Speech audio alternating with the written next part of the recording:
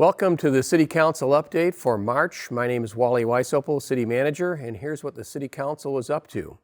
We had a meeting on the 14th and the 28th, and as usual, we had a conference meeting where the City Council gets updates and asks deep questions about policies and programs that are taking place within the city. No decisions are made.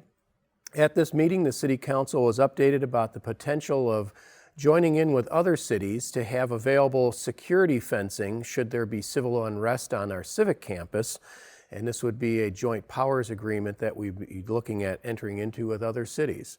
No action was taken, and the City Council is looking for an update on that in May. The City Council heard the presentation for our park system improvement program, and this is what's been going on for the last 3 or 4 years. And the City Council will be taking this to for action in a meeting in April.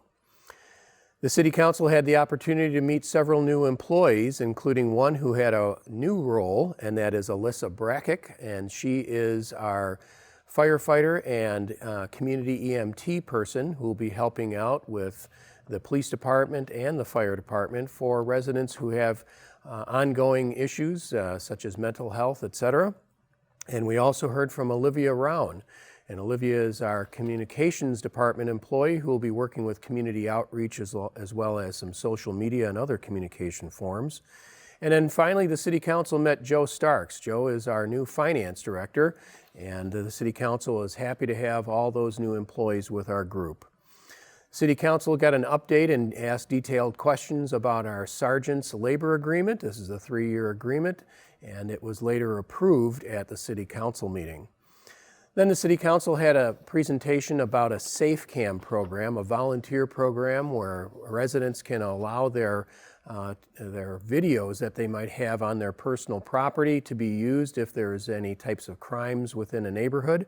And the City Council will be getting an update on that from the police department later in May. The City Council then, at their regular meetings, had presentations from the MMBA. This is the Minnesota Municipal Beverage Association. Part of the group that we belong to is having a municipal liquor store. And this was an award that we received for having the Facility of the Year. And we were very pleased to see that presentation made to Kyle, our director of our liquor stores. Brenna Zemet, who is a board member for the Columbia Heights School Board, was present and gave a little presentation about what their school board has been up to. As you may know, the city of Fridley is within several school districts, including Columbia Heights, Fridley, and Spring Lake Park, as well as the Anoka Hennepin. Al Stoffaker, who is the director of the Twin Cities Gateway. This is a trade group that helps promote cities and collects a tax from our hotels and motels and provides grants to the city to make promotions of events and things that are happening within the city. And Al was here to make an annual presentation to the City Council. The City Council also got a report from our GFOA representatives, and this is the Government Finance Officers Association, because we received an award for financial reporting. So we're very pleased to see that take place, and our acting finance director for that period of time, Corey Johnson, was on hand to receive that award from the mayor. The City Council had advisory commission appointments that they made at their regular meeting. What we had done was extended the appointments of several people until the end of the year.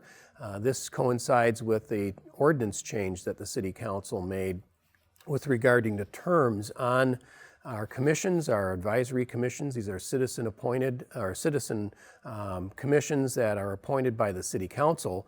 And to make them a little bit more fair for those citizens, the terms will end at the end of the year rather than in the mid-year.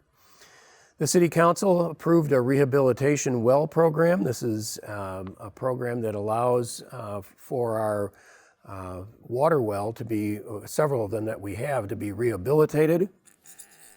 And then the City Council also adopted a resolution approving the local housing preferences and decisions that are made be made at the local level and not at the state level.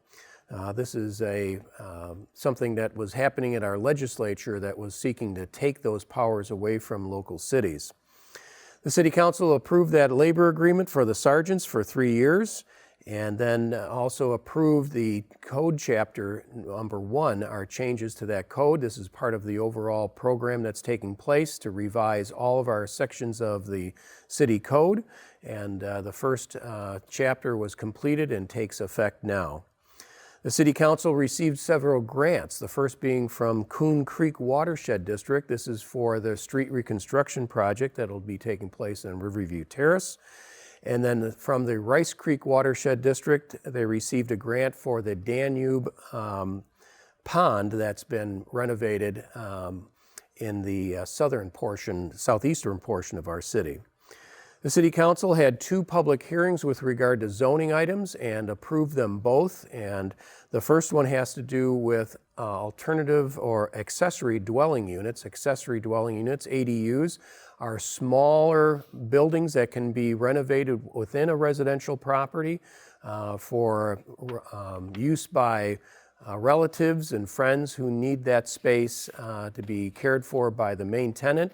Lots of debate went on at the Planning Commission. It was approved unanimously, and then it was approved unanimously by the City Council as well. And then finally, the City Council amended an overlay district for the zoning, which dealt with 40-foot lots. And what this will allow now is some of those 40-foot lots to be constructed upon. They've been vacant. A number of these lots have been vacant for many, many years, and this will allow for smaller homes to be built on those sites within some restrictions that would address the concerns that neighbors would have. So this was the activities of the City Council for March. I look forward to the update in April. Thanks for tuning in. I'm Wally Weishaupt, City Manager.